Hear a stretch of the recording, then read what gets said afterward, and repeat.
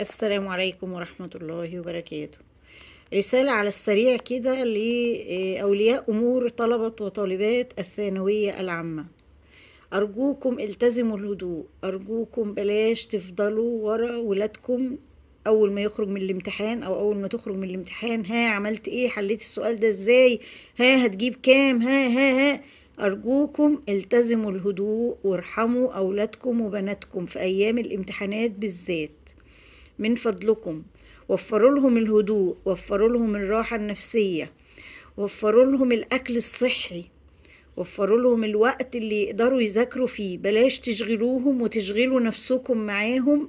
لما يرجعوا من الامتحانات الله يرضى عنكم، سيبوهم ياخدوا نفسهم. عايزين يناموا شوية يناموا، هيرجعوا عندهم درس، عندهم مراجعة، عندهم أي حاجة. خلوهم يعملوا اللي هم عايزينه حسب طاقتهم وحسب ما هم قادرين. طبيعي اول يوم في الامتحانات الولاد ما بيناموش، واكيد اولياء الامور برضو ما بيناموش. فلما هيرجعوا من الامتحان لو عايز ينام من فضلك سيبيه ينام او سيبيها تنام. بلاش الرغي والزن اللي فوق دماغهم. لا قوم كل، لا قومي كلي، لا غيري، لا البسي، طب خدي حمام، طب يعني ارحموهم. ارحموهم ايام الامتحانات وسيبوهم في حالهم. هما خلاص ربنا سبحانه وتعالى ينعم عليهم ويفتح عليهم فتوح العارفين سبحانه وتعالى. ولكل مجتهد نصيب. اهم حاجة انتوا سيبوا البيت هادي، خليكوا انتوا هاديين، بلاش التوتر لان توتركم بيأثر على اولادكم. التوتر اللي انتوا بتكونوا فيه كل ده بيأثر على الولاد. طول ما انتوا هادين، طول ما البيت هادي، طول ما الاولاد حاسين بالهدوء وحاسين بالراحة النفسية. مهم قوي ان احنا نخليهم الكام يوم بتوع الامتحانات دول في جو صحي قد ما نقدر، اكل صحي، حياة صحية، البيت رايق، البيت هادي، بلاش توتر. ارجوكم للمرة المليون اقول لكم بلاش توتر وبلاش توتروا ولادكم معاكم. هما دماغهم مش في اي حاجة غير ان هما يخلصوا المادة اللي قدامهم. لما ينزلوا من البيت شيلي المادة من قدام، من على المكتب، شيليها من المكان اللي بيذاكروا فيه عشان ما يرجعش يراجع. قولي له بلاش تراجع يا حبيبي او يا بنتي، خلاص اللي اتحل اتحل، وربنا يبارك في اللي اتحل ان شاء الله. وربنا ان شاء الله باذن الله تعالى يجعل لهم الخير في اللي حلوه. فارجوكم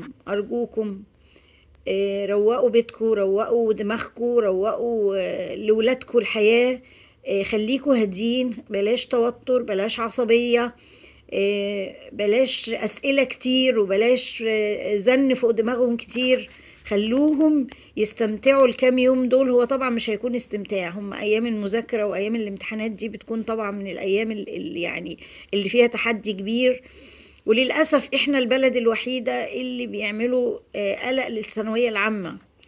يعني امتحانات الازهر على فكرة شغالة من قبلكم، من قبل الامتحانات الثانوية العامة بفترة كبيرة، ومع ذلك لا سمعنا صوت ولا سمعنا حد قال ولا حد اغمى عليه من الامتحانات ولا.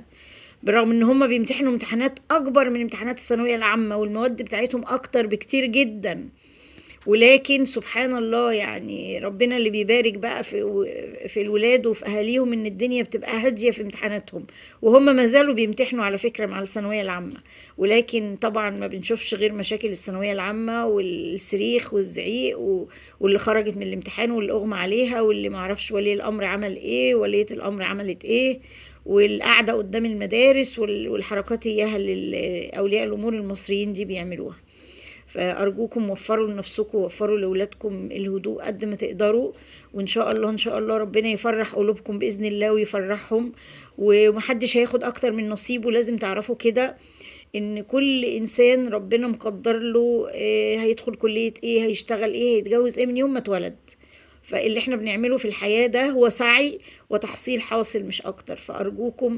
أرجوكم التزموا الهدوء قد ما تقدروا. إن شاء الله ربنا يفرح قلوبكم ويفرحهم بإذن الله تعالى. وكل ولادنا وبناتنا بإذن الله ربنا ينعم عليهم ويفتح عليهم ويشرح صدورهم بإذن الله يا رب العالمين. يا رب اشرح صدورهم وهم في الامتحانات، يا رب اشرح صدورهم. والله أنا ما عنديش ثانوية العامة من سنين، بس أنا كل سنة بحس إن أنا بمتحن معاهم يعني. فربنا يبارك فيهم ويحفظهم ويرجعوا بألف سلامة، ده أهم حاجة، يرجعوا لكم بالسلامة ويرجعوا لكم بخير. وركزوا على ان انتوا في الاول وفي الاخر اهم حاجة ولادكم.